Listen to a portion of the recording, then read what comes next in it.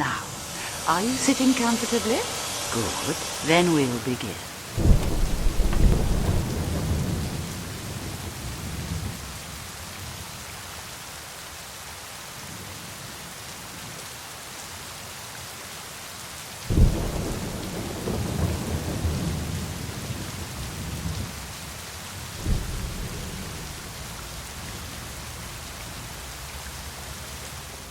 Yo, Clarence, what do you think, buddy?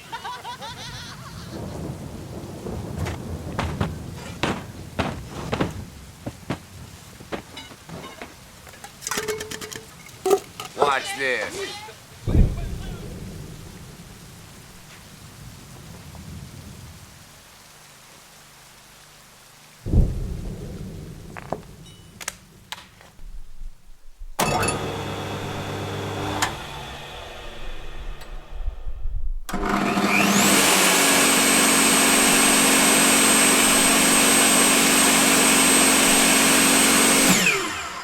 I gave the cast iron tops a bit of a soaking with some PB Blaster, which is my preferred version of WD-40. Left it overnight for around about 24 hours.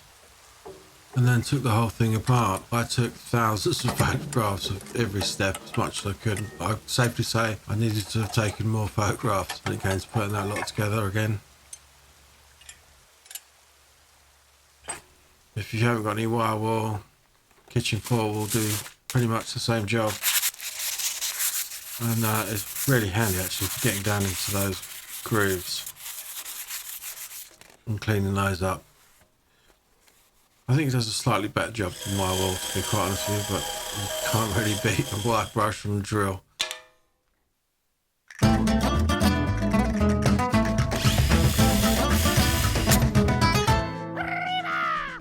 Sin strip, paint stripper.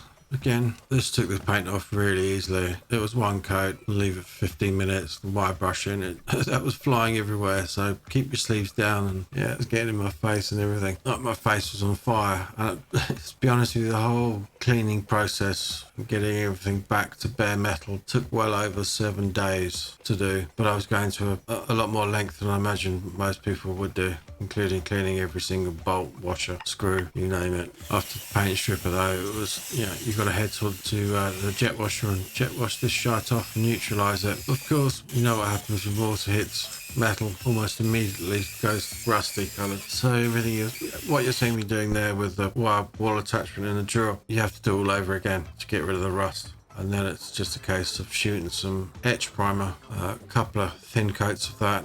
There was some parts of the casting I wasn't overly happy with, so I got out the file and smoothed it off a little bit more. It just looked a bit nicer, that's all. It has to be said, hammer type paint. It looks like it's been hit with a bull hammer type finish, almost three-dimensional looking. It's certainly not flat. It isn't easy to paint, and it certainly doesn't work out very well if you use a brush. I've found spraying it was definitely the better option, and fucking hose it on. The first coat I do, I always do a light dusting anyway. I knocked this up pretty much with just 10% thinners. This isn't Hammerite paint, so I use normal thinners, not Hammerite thinners. Don't use Hammerite thinners unless you're using Hammerite, because it's like an oil based. It won't mix and you lose a lot of paint. Yeah, so 10% thinners, and I'm just smashing this on. I think full fan, 2.5 tones out on flow. I'm trying to remember now, but it's kind of bizarre. This paint dries really quickly, so you really can just fucking hose the damn stuff on, and it actually benefits you because the more you hose it on, the more you get this effect. But it's difficult to get it over a wide space and not have what I would call train lines. So it's a kind of softly catchy monkey when spraying this paint. What really made me skeptical about this was the fact that I'm spraying using a spray finish on a workshop tool, which we all know that what is each layer of a spray finish, a micron, a couple of micron, whatever, it's so damn bloody thin, it's really not going to take much to chip it and make it look ugly real fast. I did put 4 coats of paint on this and I still felt it was too thin, and you'll see in the video, I did accidentally tap it with a hammer, and it just fell off a little bit of paint, which is a pain because touching it up isn't that easy. Nonetheless, I will, and you won't notice it unless you're really looking for it. But colour match is pretty much spot on. I took my colour from a part of the fence that had been painted in this, what I can only describe as mint green. or Hulk green. The part in the fence had never seen sunlight, so for me that was the best option to take my swatch from and try and get the best match, which I did, and there we go. It wasn't a bad finish, but if you look closely, there's a difference in the texture, just slightly, which is what I meant earlier by tram lines. The thing that really struck me and made me fall in love with this saw even more, I know it sounds ridiculous me talking about falling in love with a tool, given the current climate of things where companies don't actually want us to repair anything and to rent, not buy, not own, that kind of shite. There's nothing on this saw, okay, albeit it's in Imperial, so it's a bit of a prick to buy the bolts. I have to specially order them and they can take a while to get hold of them. But it was nice to know that that whole saw, I don't need to really worry about anything about it. The belts go. I can get them off Amazon the next day. I don't need to send any part of that machinery off to Bosch, the Walt, for them to fix it and then obviously get hit with a fucking great big bill. If you get your hands on a saw like this, it's the end of your worries really when it comes to the maintenance of any tool in the workshop. Jog on. Yeah, I've painted everything inside and out. You name it, both sides.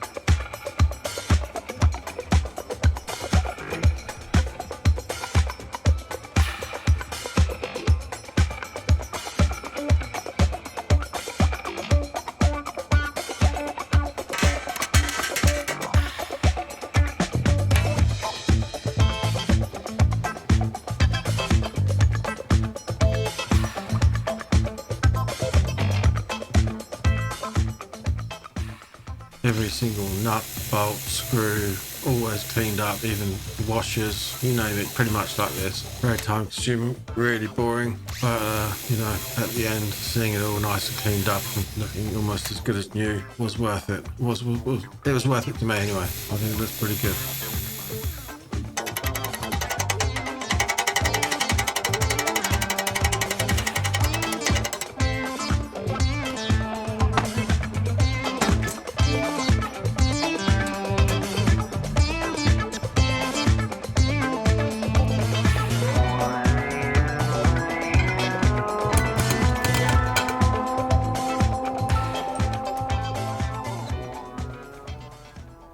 Here's just some reference shots of all the bits you'll have in your cup that you took out of that piece prior, so you know where they go and what they look like. Assembling this part makes more sense if I show it outside of trying to do it inside the cabinet of the saw. It's much more difficult that way, and this will hopefully make more sense. Funny enough, I did actually manage to pull out this whole piece without having to take it apart to get it out of the saw, but for some reason it wouldn't go back in. The part that I hammered in, now if I'd hammered that in and just clocked it 90 degrees and put all this together, it would have gone into the cabinet absolutely fine. I didn't think of that at the time. I mean, like you, like me, this is my first time assembling it.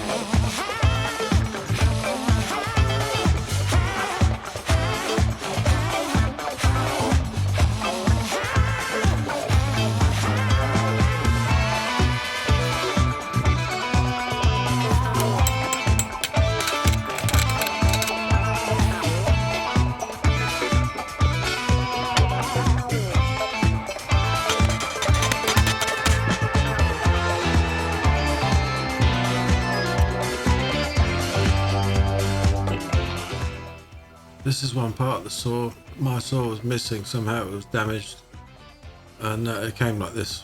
I picked it up. Nevertheless, it's a hack that worked and keeps that aligned, that rise and fall mechanism going up and down.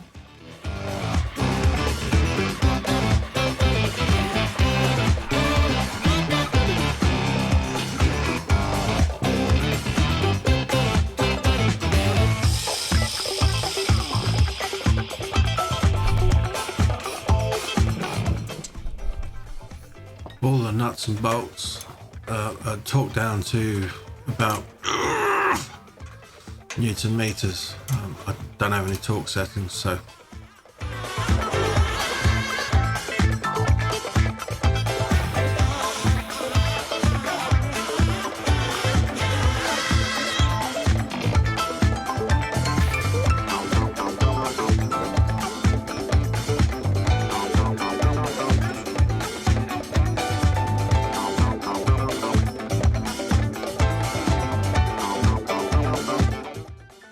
if there was ever an occasion when you're playing with your nuts and your hands are too cold to get things comfortable, this is definitely one of them.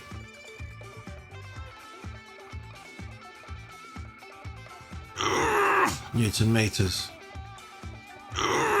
Pound foot torque, Billy Bob.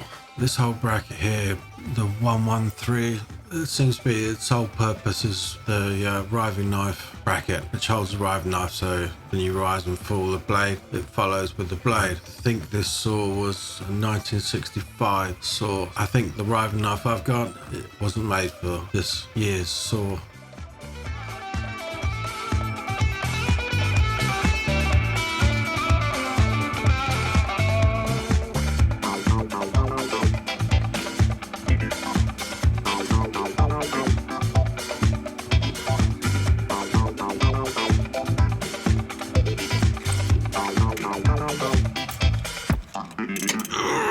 Newton meters.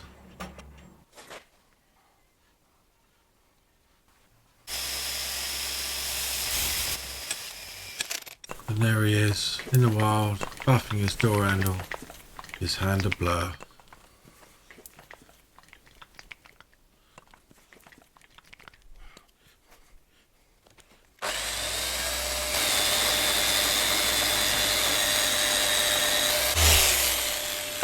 That's JDM heaven right there. This is why I like it when it rains, because I can see the beading on my car from this wax. I use this on all my cast iron tops and I have not had a problem with any finish. Let's face it, whatever you do, when you're running a piece of wood through a machine, you're going to be sanding it anyway, so it doesn't really matter what wax you use on your machines. This is just quite, I find it harder wearing, lasts a bit longer than any of the gear you buy from the shops that say it's for machines. I don't think it's anywhere near as good.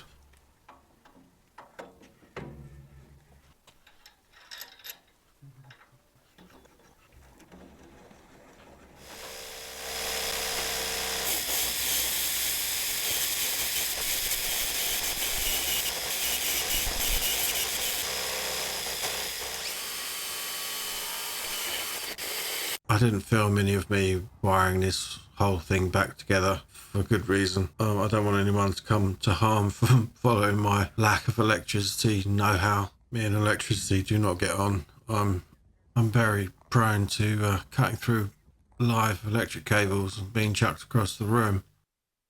I don't like working with something you can't see.